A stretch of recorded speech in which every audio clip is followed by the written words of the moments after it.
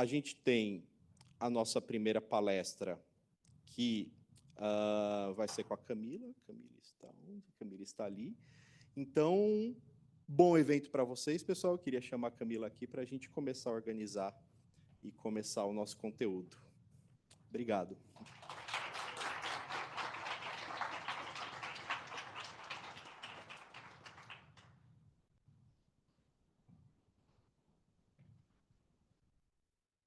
Oiê. Que nervoso, né? Falar assim para tanta gente. Primeira vez, meu primeiro evento presencial. Só fiz muitas aulas e muitos eventos online. Então, muito legal estar aqui, depois pós-pandemia, para falar com vocês. E, se eu ficar nervosa, me perdoem. E vamos começar do jeito que eu gosto, que é content first, né? Vamos começar falando de conteúdo, que é o jeito que a gente deveria começar fazendo o processo de design também, entendendo um pouquinho. E eu trouxe aqui, quero falar um pouco da disciplina, e aí isso vai enganchar com um pouco da carreira também, que é a minha visão, né? Lembrando aqui, a minha visão do que eu já trabalhei, já percorri dentro de content design. Então, para mim, o futuro não é a vírgula, e vamos descobrir por quê. Pode passar, por favor. Bom, primeiro, para quem não me conhece, eu sou a Cami. Eu trabalho com UX Writing desde 2020.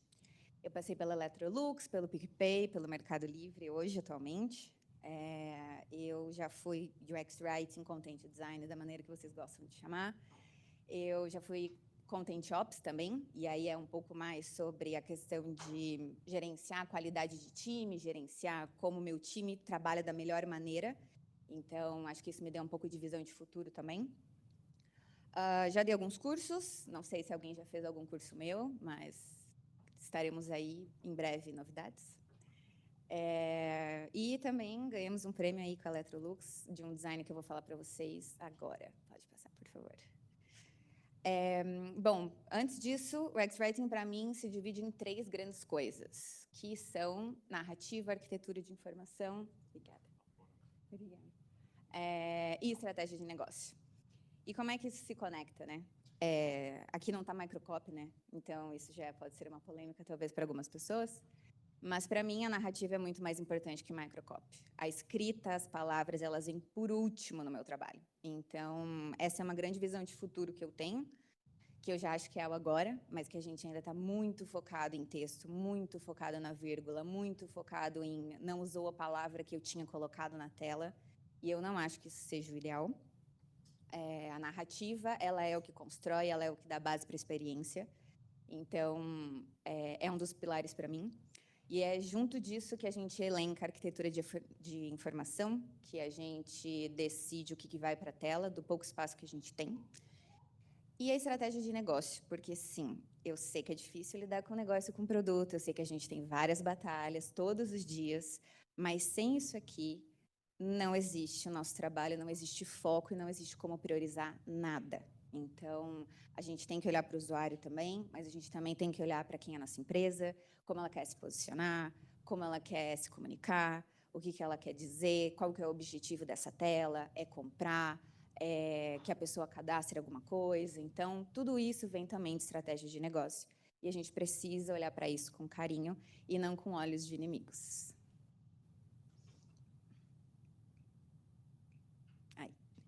Bom, o primeiro projeto aqui foi o projeto da Electrolux, que foi o projeto que eu ganhei o prêmio. E por que eu falo que é tão importante a narrativa, mais do que a vírgula, mais do que a palavra? Esse projeto foi um projeto que a gente fez de maneira off e online, então eu participei das duas etapas. Era um filtro de água, mas a gente trabalhou desde a narrativa lá na caixa do produto, quando o usuário recebia o produto em casa. Então, quando ele abria, tinha o quê? Textos na caixa. A maneira que ele abria a caixa era diferente, porque a gente fez testes com o usuário, entendendo que tirar o produto dessa maneira era muito desconfortável. Então, a gente fez uma outra narrativa na caixa do produto para que ele tirasse de maneira horizontal e não vertical. Então, já começava aí a narrativa no meu produto, já começava pelo físico. Então, de novo, por que a gente construiu assim? Porque a gente queria que o nosso usuário tivesse a melhor experiência integrada de todo.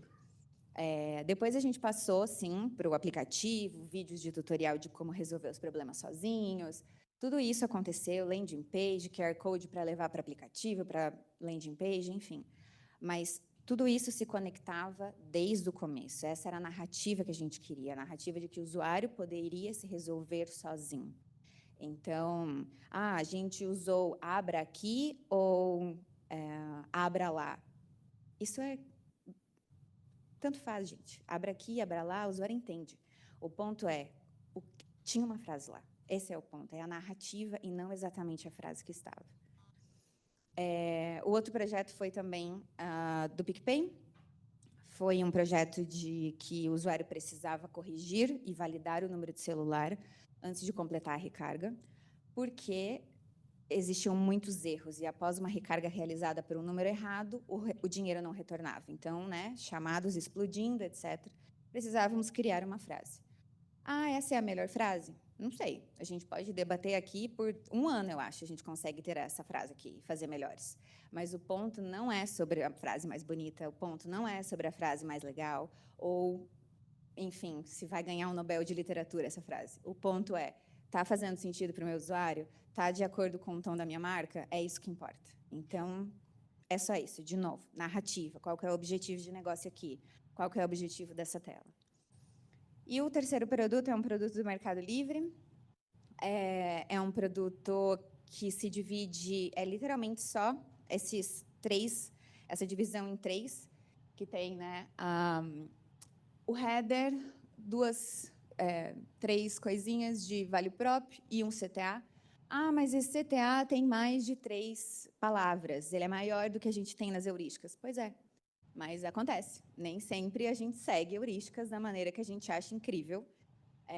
Nem sempre é tudo by the book, a gente tem outras coisas para explorar, a gente tem outros objetivos, às vezes fica mais claro para o usuário assim, às vezes a gente tem regras que não nos deixam fazer de outra maneira também, não tem outro espaço para falar sobre isso além desse. Então, não tentar ficar tão apegado à palavra, às heurísticas são importantes, são, mas assim, a gente tem casos e casos, restrições e restrições. E eu, de novo, reforço que, para mim, o futuro não é a vírgula, e eu tenho certeza que tem alguém aqui que escreve melhor que eu, que escreve lindamente, que deve escrever coisas maravilhosas, e está tudo bem, porque não é por isso que a gente está aqui. A gente não está aqui para ver quem escreve melhor, a gente não está em competição com o outro, a gente está aqui para qual é a melhor estratégia de escrita, qual que é a melhor estratégia para o usuário, qual que é a melhor forma de contar essa narrativa, esse objetivo de tela. Mas a outra pessoa deu uma opinião melhor. Usa. Qual é o problema? Mas um PM deu opinião. Qual é o problema? Todo mundo tem o quê? Experiência de UX. Todo mundo tem uma visão holística. Qual é o problema de você receber uma opinião de outra pessoa? Mas eu sou especialista. Tudo bem? A gente é especialista. E é a partir de um feedback de outros especialistas que a gente adapta o nosso texto, ouve e fala, isso serve, isso não serve. Isso é o nosso papel também. É ouvir todo mundo que está envolvido no processo de design, porque design não se faz sozinho. Pelo menos é o que eu acredito.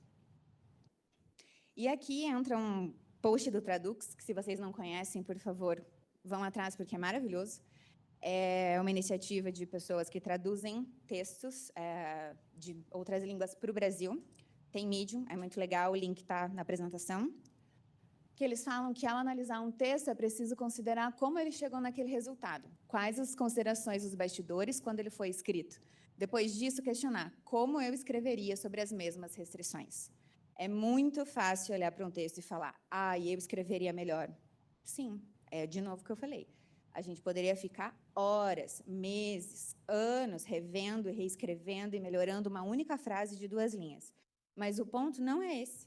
O ponto é, está cumprindo o objetivo? Está fazendo sentido para a minha marca? O usuário está entendendo? Não está dando contact rate lá no meu call center? Como que está sendo isso? Esse é o importante.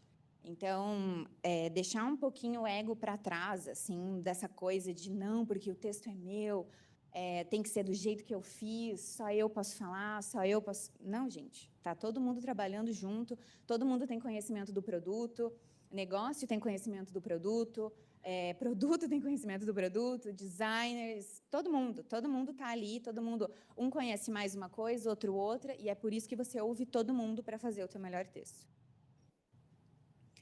E é por isso também que, para mim, é mais narrativa estratégica e menos microcopy. Esse é o futuro, para mim, da nossa profissão de content design, de UX writer. Porque se a gente olha para a IA hoje também, a gente vai perder nosso emprego porque a IA está escrevendo. Você pode pedir um microcopy para a IA. Você pede, quais são os sinônimos de sair, de depositar dinheiro? Você pode pedir microcopy para a IA. Mas para você fazer com que a IA escreva alguma coisa para você, ou construa uma tela toda, o que você tem que fazer? Você tem que criar um prompt, você tem que criar um texto base de contexto, dizendo o quê? Criando uma narrativa.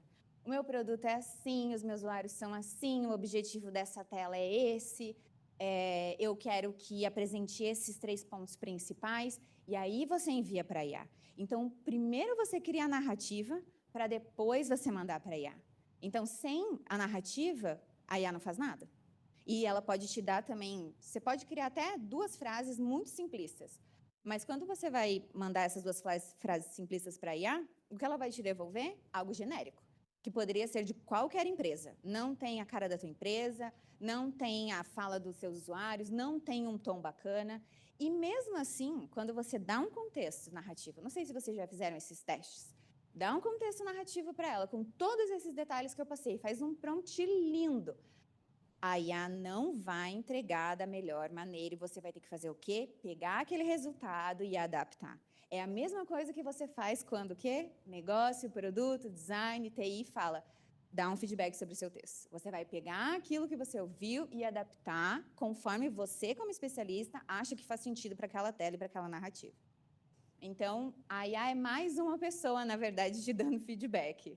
E sem a gente, não tem, né? Quem que vai passar? A gente sabe que a galera tem dificuldade de fazer briefing, então, imagina para mandar para a IA, né? Não vai dar certo. E aí, como que a gente faz isso, né? Então, o que eu falei muito aqui, escutar e ouvir outros times.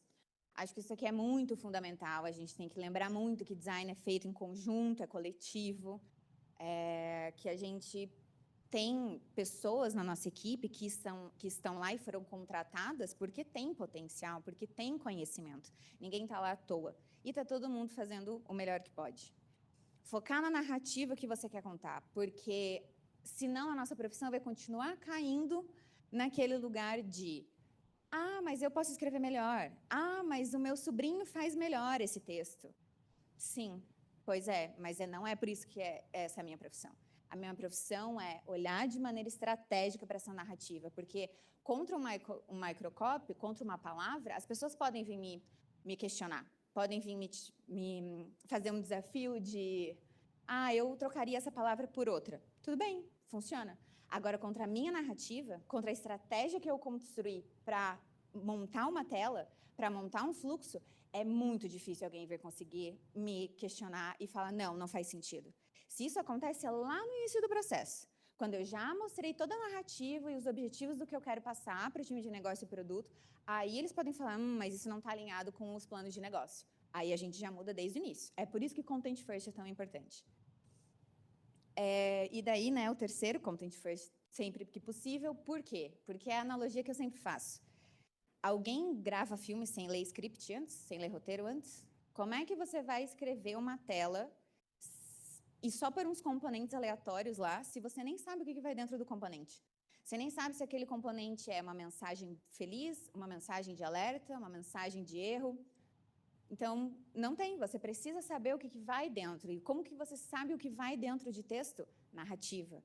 Você entende primeiro a jornada dos usuários, jobs to be done. Primeiro você entende o que você precisa criar de narrativa ali, para daí você entender o que você vai componentizar e de que maneira. O texto não é o mais importante. De novo, a gente nem está esse tempo todo aqui falando um monte de coisa, de estratégia, de ouvir pessoas, de narrativa. Nem falei de escrever ainda, e eu nem vou falar. Porque isso é a última das minhas etapas. A última. Eu vou pesquisar, eu vou falar com todo mundo do meu time, eu vou ler pesquisa que já tem, eu vou ler relatório de usuário, eu vou ver o que está hoje em produtivo, eu vou 30 milhões de coisas. Escrever o último dos últimos, dos últimos, dos últimos. Então, de novo, reforçando, para mim, o texto não é o futuro da nossa profissão. Se a gente ficar nisso, a gente não consegue também ter um olhar holístico para o produto. Receber feedback de todos os lados, deixar o ego de lado, ouvir todo mundo, cada um tem sua especialidade, cada um foi contratado, né, porque tem um potencial, e aceitar que você pode estar errado. Então, isso também é muito importante, porque às vezes a gente fica tão apegado numa coisa de, não, esse texto vai ser incrível. Meu Deus, o usuário vai falar que foi maravilhoso. E aí chega no usuário, ele não entende. Chega no usuário, ele fica confuso. Às vezes a gente está errado, e está tudo bem. O importante é que você teste e entenda que você pode estar errado. E é aquilo, né? Estamos juntos sempre, do time. Todos os times estão tentando ser o melhor. Não levar as coisas para o pessoal quando você ouve um feedback. Lembra, olha os feedbacks como um todo. E você, como especialista, adapta tudo isso para o que você considera de melhor, conforme faça sentido para a estratégia do que você está construindo na narrativa. Porque, assim, o mínimo que eu espero das pessoas que estão trabalhando comigo é que elas passaram por algum curso, algum tipo de formação qualquer que seja, passaram por um processo seletivo, o mínimo que elas sabem fazer é escrever. Elas sabem minimamente escrever. Então, por que eu tenho que ficar com essa coisa de não pode dar pitaco? Claro que pode. A gente pode ouvir de outras pessoas também. Então, escrever todo mundo sabe. Então, qual que é o futuro da minha profissão? Estratégia, estratégia, estratégia.